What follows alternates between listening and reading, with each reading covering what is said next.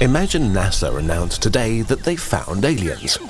Bacteria on Mars, weird alien fish in the oceans of Europa, and also ancient alien ruins on Titan. Wouldn't that be great? Well, no, it would be horrible news. Devastating even. It could mean that the end of humanity is almost certain and that it might be coming soon. Why? Why would the most exciting discovery of our lifetime be bad?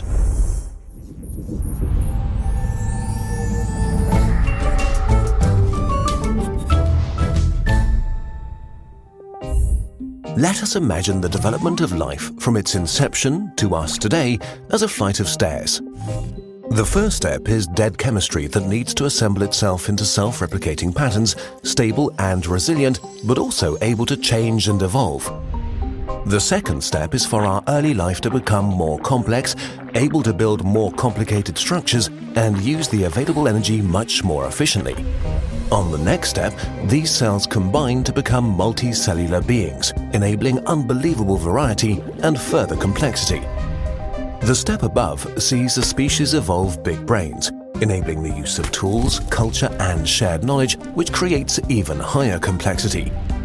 The species can now become the dominant life form on its planet and change it according to its needs. First, shy attempts to leave its planet are happening. This is where we are now. It's in the nature of life as we know it to reach out, to cover every niche it can. And since planets have a limited carrying capacity and lifespan, if a species wants to survive, it will look for more places to spread to. So the steps above the current ones seem logical. Colonize your own solar system, then spread further to reach other stars. To the possible final step, becoming a galaxy-wide civilization. It's very likely that this is a universal principle for civilizations, no matter where they're from. If a species is competitive and driven enough to take control over its planet, they'll probably not stop there. We know that there are up to 500 billion planets in the Milky Way, at least 10 billion Earth-like planets. Many have been around billions of years longer than Earth. But we're observing 0 galactic civilizations. We should be able to see something. But there's nothing. Space seems to be empty and dead. This means something is preventing living things from climbing the staircase beyond the step we're on right now. Something that makes becoming a galactic civilization extremely hard, maybe impossible. This is the Great Filter, a challenge or danger so hard to overcome that it eliminates almost every species that encounters it. There are 2 scenarios. One means we are incredibly special and lucky. The other one means we are doomed and practically already dead. It depends on where the filter is on our staircase. Behind or ahead of us. Scenario 1. The filter is behind us. We are the first. If the filter is behind us, that means that one of the steps we passed is almost impossible to take. Which step could it be? Is life itself extremely rare? It's very hard to make predictions about how likely it is for life to emerge from dead things. There is no consensus. Some scientists think it develops everywhere where the conditions are right. Others think that Earth might be the only living place in the universe. Another candidate is the step of complex animal cells. A very specific thing happened on this step, and as far as we know, it happened exactly once. A primitive hunter cell swallowed another cell, but instead of devouring it, the 2 cells formed a union.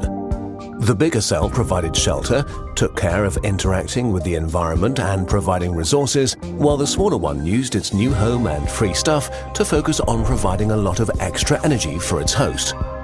With the abundant energy, the host cell could grow more than before and build new and expensive things to improve itself, while the guest became the powerhouse of the cell.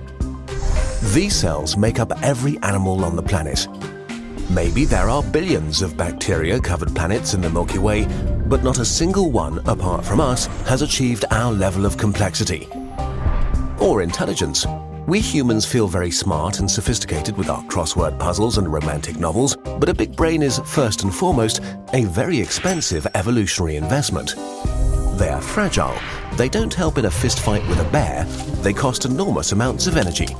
And despite them, it took modern humans 200,000 years to get from sharp sticks to civilization. Being smart does not mean you get to win automatically. Maybe intelligence is just not so great, and we're lucky that it worked out for us. Scenario 2. The filter is ahead of us. Plenty of others died already. A great filter before us is orders of magnitude more dangerous than anything we encountered so far. Even if a major disaster killed most of us or threw us back thousands of years, we would survive and recover. And if we can recover, even if it takes 1,000,000 years, then it's not a great filter, but just a roadblock to an eventual galactic civilization. On universal timescales, even millions of years are just the blink of an eye. If a great filter really lies before us, it has to be so dangerous, so purely devastating and powerful that it has destroyed most, if not all, advanced civilizations in our galaxy over billions of years. A really daunting and depressing hypothesis is that once a species takes control over its planet, it's already on the path to self-destruction. Technology is a good way to achieve that.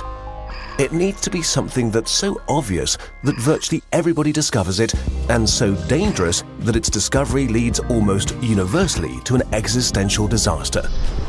A large-scale nuclear war, nanotechnology that gets out of control, genetic engineering of the perfect superbug, an experiment that lights the whole atmosphere on fire.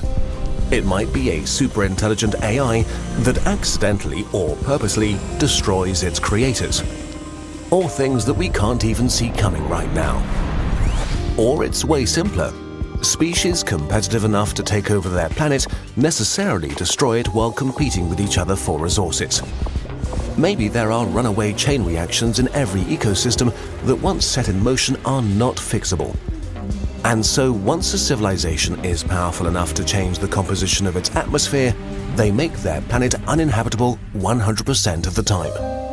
Let's hope that that's not the case.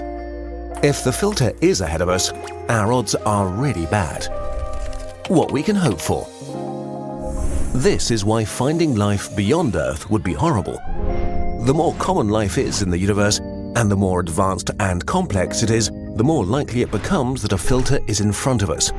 Bacteria would be bad, small animals would be worse, intelligent life would be alarming. Ruins of ancient alien civilizations would be horrible. The best case scenario for us right now is that Mars is sterile, that Europa's oceans are devoid of life, and the vast arms of the Milky Way harbor only empty oceans hugging dead continents. That there are billions of empty planets waiting to be discovered and to be filled up with life. Billions of new homes waiting for us to finally arrive. How likely is it that we'll find life outside of Earth that is similar to us?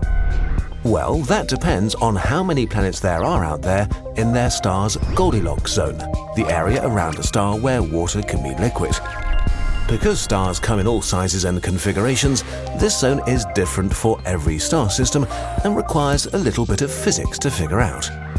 If that sounds like fun to you, this quiz from Brilliant helps to break down the maths for exactly how this is calculated. Brilliant is a problem-solving website that teaches you to think like a scientist by guiding you through problems. They take concepts like these, break them up into bite-sized bits, present clear thinking in each part, and then build back up to an interesting conclusion. If you visit brilliant.org/nutshell or click the link in the description, you can sign up for free and learn all kinds of things. And as a bonus for Kurzgesagt viewers, the first 688 people will also get 20% off their annual membership. And if you do find life on other planets, it may be wise to leave them alone for a while.